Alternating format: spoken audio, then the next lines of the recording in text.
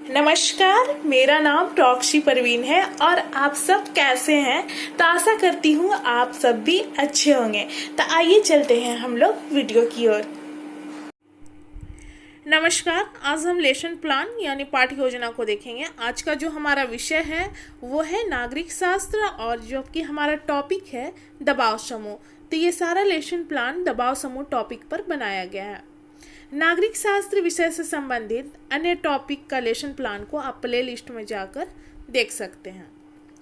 तो हम जब भी लेसन प्लान बनाना स्टार्ट करते हैं अपने रजिस्टर के लेफ्ट पेज से स्टार्ट करते हैं। सबसे पहले लिखते हैं विद्यालय का नाम, यानी कि जिस विद्यालय में पढ़ाने के लिए जाना है। फिर उसके बाद अपना नाम लिखेंगे, फिर आपका क्रमांक क्या है, रोल नंबर, और विषय हो जाएगा यहाँ पर नागरिक शास्त्र, विषय नागरिक शास्त्र, और प्रकरण हो जाएगा दबाव समूह, यानी कि जिस टॉपिक पर हमारा लेसन प्लान बनाया गया है। किस क्लास के लिए है, तो 10th क्लास के लिए, और कितने समय तक आपको पढ़ाना है, तो यहाँ पर 40 मिनट रखेंगे और किस घंटे में पढ़ाना है तो आप अपने अनुसार लिखेंगे, और फिर डेट क्या है और आपका सत्र क्या चल रहा है वो चीज़ यहाँ पर डालेंगे। फिर उसके बाद आता है समान उद्देश्य। तो समान उद्देश्य में हमारा लगभग 5 पॉइंट होना चाहिए। और दूसरे टॉपिक पर जब नागरिक शास्त्र विषय में लेसन प्लान बनाइएगा तो ये समान उद्देश्य को वहाँ पर भी डाल सकते हैं, जबकि विशिष्ट उद्देश्य आपका चेंज हो जाता है क्योंकि यह आपका टॉपिक से संबंधित होता है। पहला है इसमें समान उद्देश्य में छात्रों में नागरिक शास्त्र विषय के प्रति रुचि जागृत करना। दूसरा है छात्रों में देश प्रेम की भावना का विकास करना। तीसरा, छात्रों की मानसिक शक्तियों का विकास करना। चौथा, छात्रों के दृष्टिकोण में व्यापकता का विकास करना। और पांचवा है छात्रों की तार्किक शक्तियों का विकास करना। उसके बाद विशिष्ट उद्देश्य आता है जो कि हमारा प्रकरण से संबंधित होता है, तो इसका भी 5 पॉइंट होना चाहिए। पहला है छात्र दबाव समूह के बारे में जान सकेंगे। दूसरा, छात्र दबाव समूह से संबंधित विचारों की व्याख्या कर सकेंगे। तीसरा, छात्र दबाव समूह से संबंधित नीतियों के विषय में जान सकेंगे। और चौथा है छात्र दबाव समूह की विशेषता एवं महत्व को जानेंगे। पांचवा है छात्रों में दबाव समूह से संबंधित पत्र पत्रिकाओं को पढ़ने की रुचि जागृत हो सकेगी। उसके बाद हम अगला पेज में आते हैं, राइट पेज में। यहाँ पर लिखते हैं सहायक शिक्षण सामग्री, यानी कि आप पढ़ाने के दौरान किन सामग्री का प्रयोग करेंगे वो चीज़ को यहाँ पर हम लिखेंगे। तो हम देखते हैं कि पढ़ाने के दौरान चौक, डस्टर, मॉडल, चार्ट, संकेतक व अन्य शिक्षण सहायक सामग्री का प्रयोग करते हैं। किस विधि का प्रयोग करेंगे तो यहाँ पर हो जाएगा व्याख्यान एवं प्रश्नोत्तर विधि।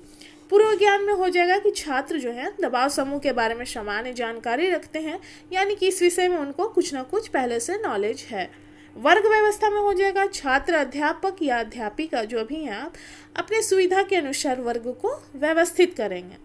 फिर उसके बाद प्रस्तावना आता है जिसमें हम 2 कॉलम बनाते हैं, एक छात्र अध्यापिका कथन और दूसरा छात्र संभावित उत्तर।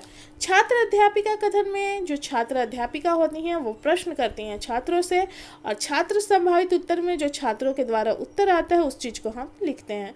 ये प्रश्न और उत्तर दोनों एक दूसरे से संबंधित होते हैं और इन प्रश्नों की संख्या लगभग 4 या 5 होना चाहिए, और हमारा लास्ट में टॉपिक निकल कर आना चाहिए जिस टॉपिक को हमें पढ़ाना है। जैसे कि हमारा यहाँ पर टॉपिक है दबाव समूह, प्रेशर ग्रुप।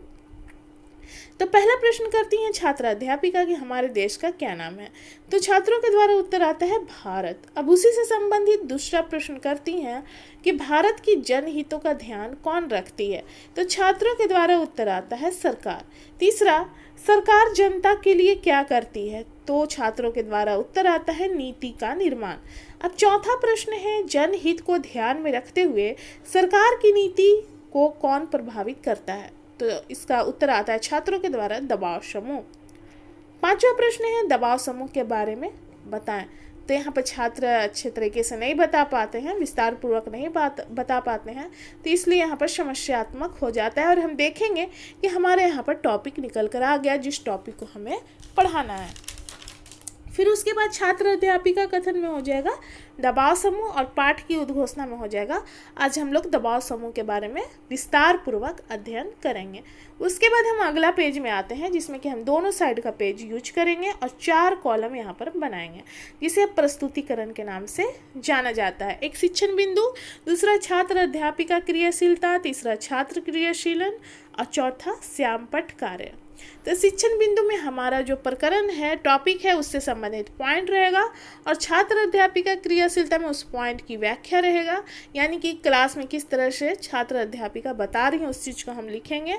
और छात्र क्रियाशीलन में हो जाएगा कि छात्रों का व्यवहार किस तरह का है पढ़ाने के दौरान और किस तरह वो उत्तर दे रहे हैं उस चीज़ को इस कॉलम में हम लिखेंगे।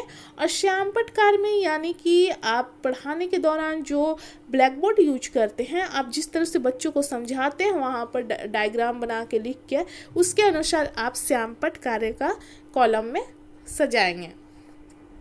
तो सबसे पहले जानेंगे कि दबाव समूह है क्या। तो दबाव समूह वह संगठित तथा असंगठित समूह होते हैं जो सरकार की नीति को प्रभावित करते हैं तथा अपने हितों को बढ़ावा देते हैं। इनके कुछ उद्देश्य होते हैं तथा वे सरकार पर दबाव डालकर अपने उद्देश्य को प्राप्त करने के प्रयास करते हैं। साधारणतः इन समूह के सदस्य वे लोग होते हैं जिनके कुछ सामान्य होते हैं, हित होते हैं। यानी कि हम देखते हैं कि जब सरकार नीति का निर्माण करती है तो वो नीति अगर जनहित के लिए नहीं होता है तो ऐसे में दबाव समूह उस नीति का विरोध करते हैं। ये प्रत्यक्ष रूप से कभी भी चुनाव नहीं लड़ते जैसे कि राजनीतिक दल चुनाव लड़ते हैं, बल्कि ये अपने प्रभाव से सत्ता को नियंत्रण में रखते हैं। जैसे कि हम दबाव समूह में देखेंगे कि व्यापारी संघ आ जाएंगे, छात्र संघ आ जाएंगे, किसान संघ, लेबर यूनियन पार्टी आदि आ जाएंगे। अब जो व्याख्या दिया गया है यहाँ पर आप क्लास में और अच्छे तरीके से बता सकते हैं, सरलतापूर्वक बता सकते हैं जिससे छात्र अच्छे तरीके से समझ सके। तो जो यहाँ पर व्याख्या दिया गया है उसी से संबंधित प्रश्न करती हैं छात्र अध्यापिका कि दबाव समूह है क्या। तो छात्रों के द्वारा उत्तर आता है दबाव समूह वह संगठित तथा असंगठित समूह है जो सरकार की नीतियों को प्रभावित करती है।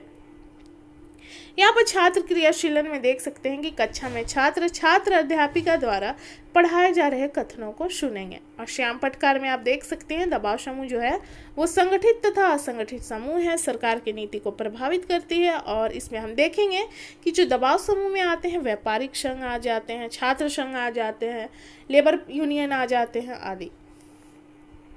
अब दूसरा शिक्षण बिंदु है हमारे यहाँ पर दबाव समूह की विशेषता क्या है।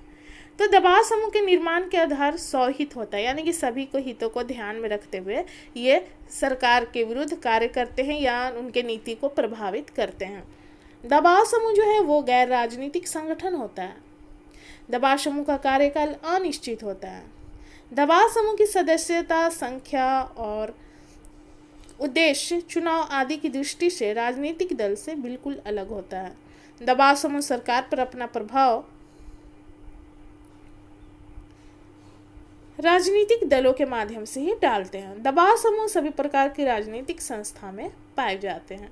तो अब जो यहाँ पर ये व्याख्या दिया गया उसी से संबंधित प्रश्न करती हैं छात्र अध्यापिका कि दबाव समूह की 2 विशेषता बताएं। तो छात्रों के द्वारा उत्तर आता है विशेषता में कि ये गैर राजनीतिक संगठन है और दूसरा ये सरकार की नीति को प्रभावित करता है।